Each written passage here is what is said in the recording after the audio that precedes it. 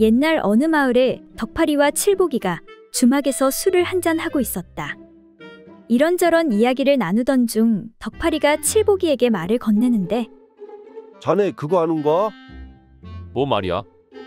주막주인 과부 순실댁 말이오. 이 여자가 글쎄 그렇게 안 생겼는데 아주 승부욕이 있다더군. 그래서 내기를 하자고 하면 안 빼고 한다더군. 근데 그래서 뭐? 저번에 돌쇠 녀석이 술내기 하자 해서 그날 술내기에서 이겼다더군. 그래서 그날 순실댁 방에 들어가서 밤새 아주 그냥 거시기 했다던데. 그게 진짜야? 그렇다니까. 그럼 말 나온 김에 오늘 우리 한번 도전해봐. 이봐 순실댁. 그러자 순실댁이 다가오는데, 왜 그러요? 술 더 드려? 아니 그게 아니고 술 먹고 그냥 심심해서 그러는데 우리 내기 한번 할까? 자네가 이기면 2냥 주고 내가 이기면 오늘 밤 자네 방에서 밤새 그거 하는 걸로. 좋소.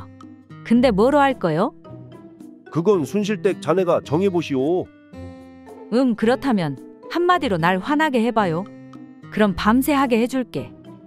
좋았어. 그럼 시작하네. 못생긴 년, 아무렇지도 않은데. 더러운 것, 전혀 화 안 나? 돼지 같은 게. 그러던지 말던지. 아따마 진짜 독하네 독해. 그럼 2냥 주시오. 그렇게 2냥을 건네주는데 옆에 있던 칠복이가, 그럼 이번엔 내가 해볼까? 그래, 한번 해보시오. 이번에도 뭘로 할지 자네가 정해보소.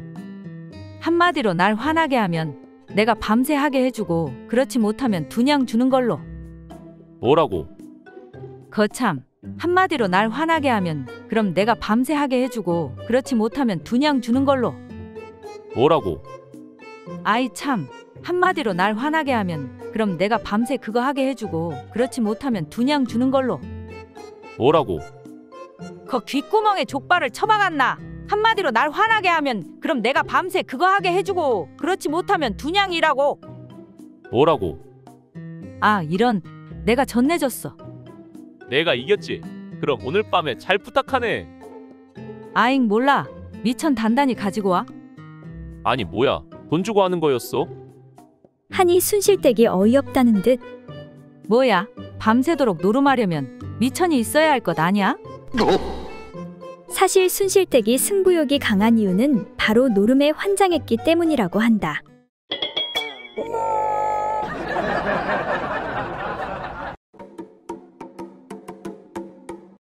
한 늙은이가 죄를 짓고 감옥에 들어가니 미래한 젊은 사람이 들어와 갇혀 있었다. 그래서 늙은이는 젊은 사람에게 인사한 다음 물었다. 안녕하시오. 대장부가 젊었을 때 감옥에 들어오는 일은 보통 있는 일이지. 헌데 젊은이는 무슨 죄로 들어왔소? 이 물음에 젊은 사람이 빙그레 웃으면서 말했다. 글쎄요. 노인장, 나는 그냥 엎드려 잠을 잔 것이 죄가 되어서 이렇게 들어온 것이랍니다. 그런데 노인장은 무슨 죄를 지어 그 연세에 감옥에 들어왔습니까? 하고 자신의 내력을 설명한 다음 노인의 죄목을 물었다. 그러니까 나는 말일세. 길가에 놓여있는 새끼 한 토막을 집어온 것이 죄가 되어 들어왔다네. 두 사람은 각기 자신의 죄목을 말했지만 의문이 풀리지 않아 약속이나 한 듯 서로 쳐다보며 고개를 갸우뚱했다. 먼저 노인이 물었다. 그런데 이복의 젊은이, 잠을 잘 때 엎드려 잤다고 해서 감옥에 쳐넣는 그런 법도 있나? 나는 엎드려 자도 아무도 말하지 않던데 그 참 이상하네 그려. 노인장 들어보십시오. 그게 말입니다. 내가 엎드려 자는데 어떤 부인이 홀딱 벗고 반듯하게 누워있는 것을 모르고 제가 그 위에 엎드려 잤기 때문이었지요. 이번에는 젊은이가 물었다. 그러면 노인장께서는 어떻게 새끼 토막을 집어왔다고 감옥에 들어왔소? 그러니까 내가 길을 가는데 길가에 새끼 한 토막이 놓여있지 않겠어? 그래서 그 새끼 토막을 집어들고 집으로 돌아왔는데, 아니 글쎄 그 새끼 끝에 소가 매여 따라오고 있는 것을 누가 알았겠나?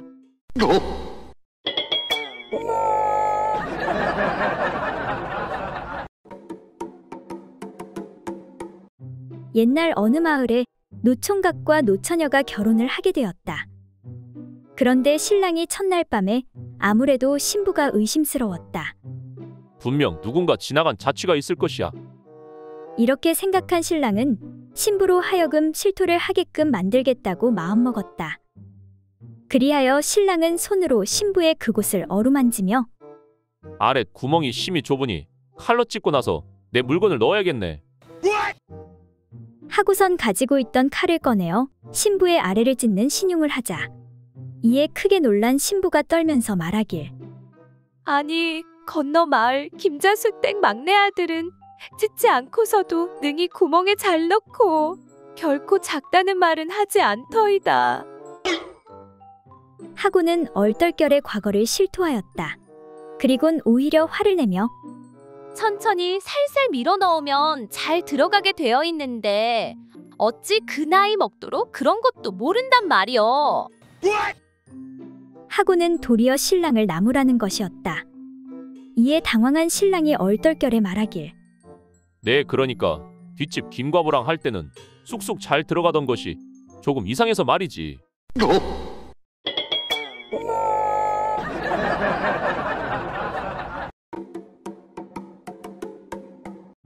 옛날 어느 고을에 한 스님이 있었는데 마을에 시주를 받으러 내려갔다가 마을 사내들이 모여 하는 말을 듣게 되었다. 천하의 여인의 옥문 맛보다 더 좋은 것은 없다네. 그렇고 말고 세상에서 제일 귀한 맛이 아니던가. 스님은 어려서 절에 맡겨졌기 때문에 그 말이 무슨 뜻인지 알 수가 없었다. 그 뒤로 스님은 귓가에 사내들의 말이 계속 맴돌며 스님을 괴롭혔다. 도대체 여인의 옥문의 맛이 어떻길래 그러는 것인지 참으로 궁금하구나. 스님은 옥문 맛을 한번 보았으면 하고 늘 마음속에 소원했다. 그러던 어느 날 홀로 깊은 산길을 가고 있는데 스님의 먼 발치에서 한 여인이 걸어오고 있는 것을 보았다. 이에 스님은 속으로 크게 기뻐하며 아무도 없는 산속에서 저 여인을 만났으니 그 옥문이라는 것의 맛을 볼 절호의 기회가 아닌가. 그리 생각한 스님은 여인에게 다가가 정중하게 합장을 하고 부탁했다. 소승이 아직까지 옥문 맛을 한 번도 보지 못하였는데 그 맛을 좀 보여주실 수 있겠습니까? 이에 여인이 말하길. 그거야 뭐 어려울 것도 없지요. 은큼한 여인은 스님 맛을 볼 수 있게 된 것이 반가워서 얼른 가랑이를 벌리고 돌 위에 누웠다. 이에 스님은 바랑에서 나무 숟가락을 꺼내서 옥문 안을 긁어내어 맛을 보더니 얼굴을 찌푸리며 이크! 이런 고리타분한 맛을 그렇게 좋다고 하니 참으로 미친놈들일세. 그래도 혹시 모르니 숟가락을 깊이 넣어 다시 한번 맛을 봐야겠구나. 이에 한껏 기대를 하고 있던 여인은 스님의 행동에 화가 나. 아니, 스님, 거기는 나무 숟가락을 넣는 것이 아니고 가운데 달린 가죽 방망이를 넣어야지요. 아니, 그게 무슨 소리요? 아, 그 오줌 넣을 때 쓰는 가죽 방망이 말이요. 이에 깜짝 놀란 스님이 예끼, 어찌 세상에서 제일 귀한 음식에 그런 것을 넣을 수가 있단 말이오. 역시 속세 사람들의 말은 도무지 믿을 수가 없다니깐. 그렇게 스님은 옥문의 맛을 평생 보지 못하고 수행에 정진하였다고 한다.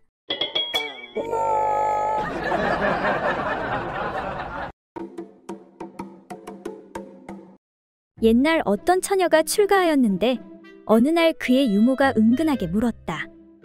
아씨, 어젯밤에 그 맛이 어떠하시던가요? 이에 신부가 말하길. 그 맛은 좋은 것 같기는 하지만 깊은 맛은 아직도 알 수 없는 것 같아요. 라고 하였다. 이에 유모가 그 맛은 인간에게 제일 좋은 맛이며 한창 흥이 일어 무르익을 때는 눈은 태산의 형태를 보지 못하고 귀는 천둥 소리를 듣지 못하게 됩니다. 아씨는 아직 그 일에 익숙하지 못하여 이와 같은 지극한 맛을 알 수 없을 것으로 생각됩니다. 하고 말하자 신부가 유모의 말이 지나친 말은 아닌 것 같습니다. 그런데 나는 아직도 그 극치의 맛을 알지 못하고 있습니다. 하고 대답하였다. 이에 유모가 그렇다면 아씨께서 오늘 밤 낭군님과 합방을 하실 때에 제가 문틈으로 어떤 물건 하나를 넣어 보일 테니 만일 아씨께서 그 물건을 알아보신다면 극치의 맛을 아직도 모르는 것이니 우리 한번 시험을 해보도록 하시지요. 하고 서로 약속을 하였다. 그 후 부부가 불을 켠 채로 합방을 하는데 그 즐거움이 극에 이르자 유모가 문틈으로 물고기를 살짝 보인 후 다음날 아씨에게 물었다. 아씨, 그것이 무엇으로 보이던가요? 하고 물으니 이에 아씨가 답하길. 길고 굴다란 것이 남자의 물건이 아니던가요? 그리고 모양을 보니 꼭 돌쇠의 물건이랑 비슷했어요. 아씨는 돌쇠를 통해 이미 극치의 맛을 알고도 남음이었던 것이다.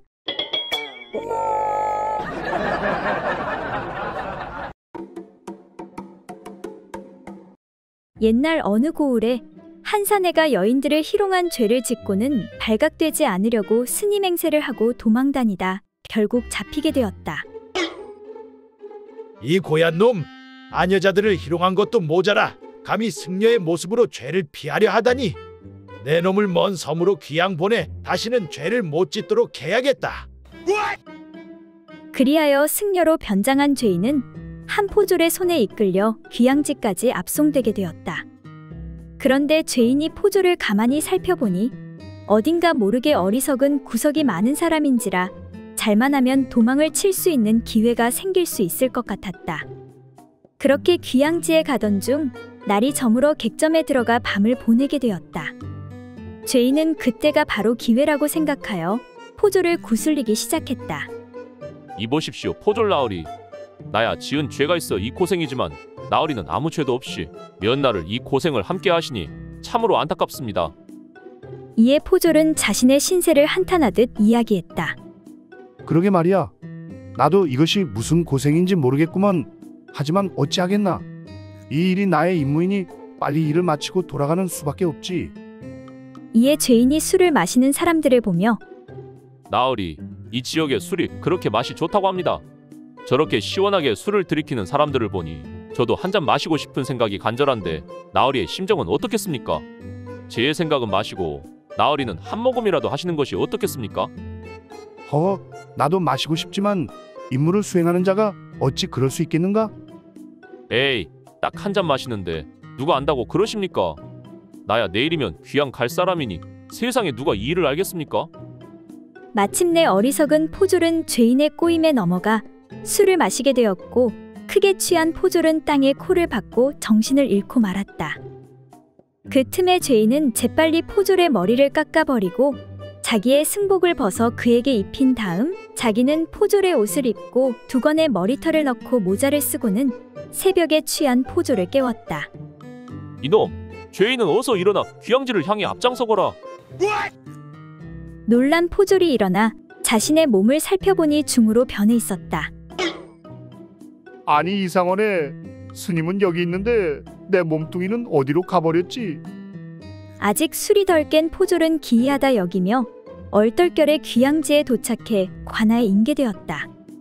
흉악 죄인을 데려왔으니 절대 도망치지 못하게 철저히 감시하시오. 귀양지에서 죽을 때까지 한 발짝도 못 나가게 해야오. 이에 귀양지의 포졸이 웃으며 걱정하지를 마시오. 이놈은 풀어져도 절대 도망 안 갈 것이오. 아니, 그게 무슨 소리요? 소문 못 들었소? 몇 년 전 이 마을 사내들이 풍랑에 모두 다 죽어 여자들만 사는 과부촌이 되었잖소.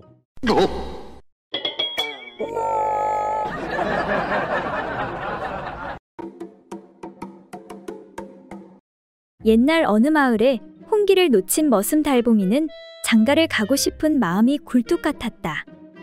그러던 어느 날 마을길을 지나가는데 어느 한 꼬마 녀석이 막대기로 뱀을 괴롭히고 있는 게 아닌가. 이에 달봉이는 불편한 마음이 생겨 아이를 따끔하게 혼내는데 야, 이 녀석아, 말 못하는 짐승이라고 그렇게 괴롭히면 되겠느냐? 무릇 생명이란 모두 소중한 것이란다. 그런 못된 짓은 그만두고 집에 가서 강아지 밥이나 주거라. 이에 아이는 달봉이를 노려보며 말하길. 뭐라는 거야, 꼰대. 그렇게 말이 많으니 그 나이 먹도록 장가도 못 가지. 그렇게 아이는 재빨리 자리를 떠났다. 저저 싸가지 없는 거 보소. 하여간 요즘 애들은 버르장머리가 없다니까. 나 때는 어른한테 말대꾸 하다간 빗자루가 남아나질 않게 혼났는데 말이지. 그렇게 뱀과 마주한 달봉이가 뱀에게 이놈아, 여긴 위험하니 다시는 사람 사는 마을에 내려오지 말거라. 그러니 내 보금자리인 산에 올라가서 잘 지내도록 하거라. 이에 뭔가 생각에 잠긴 듯한 뱀이 갑자기 쏜살같이 달봉이의 거시기를 물어버리는데 그리고는 순식간에 사라져버렸다. 이에 고통에 화가 치밀어 오른 달봉은 아우, 저 싸가지 없는 뱀놈의 자식이. 내 앞으로 하루 3끼를 뱀탕만 먹고 소주도 뱀 소주만 먹어야겠다. 은혜를 원수로 갚아. 그렇게 고통스러워하는 도중 어떤 처녀가 달봉이 앞에 서게 되는데 이보십시오. 무슨 일인데 그리 고통스러워 하십니까? 저는 의녀인데 혹시 제 도움이 필요하십니까? 아이고, 그게 말이오. 남사스러워 말하기 어렵소. 어서 말씀해 보시지요. 사실 뱀에게 거시기를 물렸소이다. 어머, 그럼 빨리 독을 빼는 응급처치부터 해야 합니다. 어서 바지를 내리십시오. 그렇게 치료를 시작하려는데 다른 사내가 나타나 말했다. 멈추거라. 경험이 부족한 네가 독을 빼내다 오히려 독이 옮으면 어쩌려고 그러느냐? 내가 할 테니 너는 어서 비키거라. 이복에 아무 걱정 마시게. 내가 바로 그 유명한 의원 하준이라네. 그렇게 달봉이는 무사히 치료를 받았고 그 후 전국에서 알아주는 땅꾼이 되었다고 한다.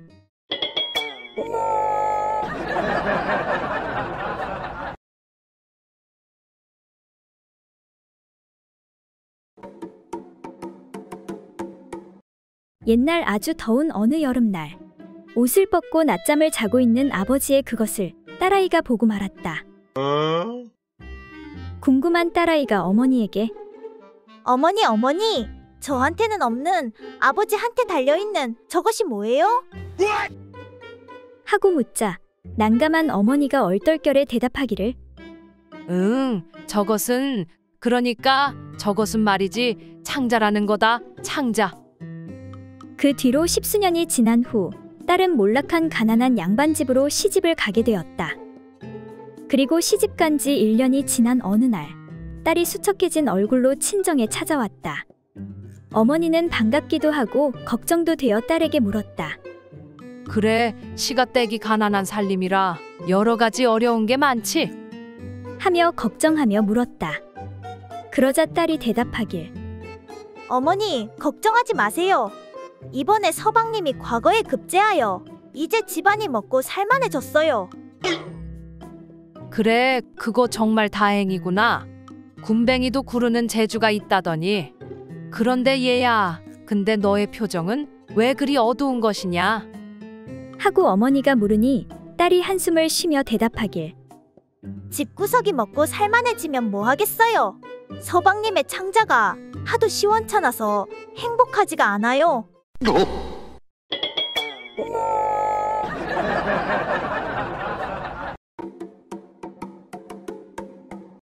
옛날 어느 마을에 어떤 허름한 주막을 운영하는 부부가 있었다. 그런데 부부는 모두 색욕이 강해 밤낮으로 그 일에 열을 올렸다. 그러나 사람이 있을 때는 민망하여 서로 간에 미러를 정하였다. 임자, 오늘도 외눈박이를 죽입시다. 어머, 어제도 죽이고 오늘도 또 죽여요? 그 말은 꼿꼿해진 남자의 물건이 이를 치른 후 흐물흐물 쓰러지니 이것을 외눈박이를 죽이자라고 돌려 말한 것이었다. 그러던 어느 날, 한 유명한 외눈박이 도적이 한탕 후 그 주막에 머물게 되었다. 이보시오, 방 하나 얼른 내주시오.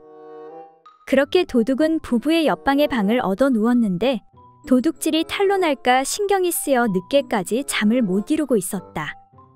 그런데 옆방에서 소리가 들리길 여보, 우리 이제 외눈박이를 죽이는 것이 어떻겠어? 그거 듣던 중 반가운 소리구만. 그래, 외눈박이를 어찌 죽이려고?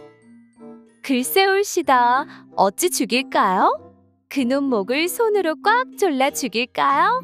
사정없이 주물러 정신없게 해서 잡아먹을까요? 아무튼 이번에는 한 번에 잡아먹지 말고 천천히 잡아먹읍시다. 여튼 옆방 손님이 깊이 잠들면 바로 죽입시다. 이에 크게 놀란 도둑은 관아에 자수하는데 사또 나으리 짐승만도 못한 이 부부에게 얼른 큰 벌을 내려주십시오. 네, 비록 도둑질은 하나 사람을 죽이고 먹지는 않습니다. 이에 당황한 부부가 자초지종을 이야기하는데 사또 그 외눈박이는 서방의 아랫도리를 말하는 것이고 외눈박이를 죽이는 것은 행사를 치르는 것을 이야기합니다. 어이구, 내가 속았네, 속았어. 그렇게 사또는 부부에게 상을 내리는데 어쨌든 유명한 도적을 잡아왔으니 상으로 쌀 20섬과 관에 있는 최고급 장어 몇 마리를 내어줄 테니 열심히 외눈박이를 죽이도록 하거라. 이에 부부가 말하길 아닙니다. 사또. 쌀만으로도 충분합니다. 장어는 사또께서 드시지요. 하니 사또가 아니네, 슬프게도 내 외눈박이는 이미 10년 전에 완전히 죽었다네.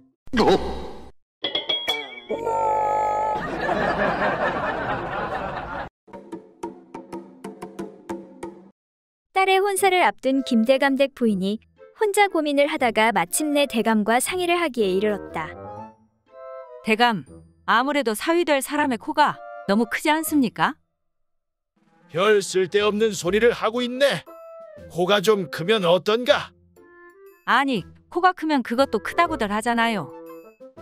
혹시 우리 애가 그것 때문에 너무 시달리지 않을까 걱정이 돼서요. 그건 괜한 소리여. 그런 건 다 미신이여. 하지만 그래도 말이죠. 이쯤 되자 대감도 은근히 걱정이 되기 시작했다. 허참, 그렇다고 장인 체면에 내가 그걸 보자고 할 수도 없고. 이때 아내가 무릎을 탁 쳤다. 옳지. 이러면 어때요? 5월이 년을 시켜서 한번 알아보는 것이. 5월이가 워낙 그 방면에 도가 트여 있는 아이니까. 그런 방법이 있었군. 대감 부부는 곧 5월이를 불러 앉히고 약간의 돈을 쥐어주며 그 일을 부탁했다. 5월아, 네가 이렇게 저렇게 좀 해주어야겠다. 예, 주인마님, 알겠습니다요. 그렇게 해서 5월이는 대감의 사위될 남자와 무사히 하룻밤을 보냈다. 이튿날 아침, 마님이 걱정스런 표정으로 5월이를 불러와 물었다. 그래, 해보니 어떻더냐? 그 말에 5월이는 밝은 표정으로 대답했다. 마님, 염려 붙들어 마십시오. 그래? 내가 보기에는 그것이 그리 크진 않더냐? 그러자 5월이는 이렇게 말하는 것이었다. 뭘요? 그것의 크기가 딱 대감마님 정도밖에 안 되던걸요.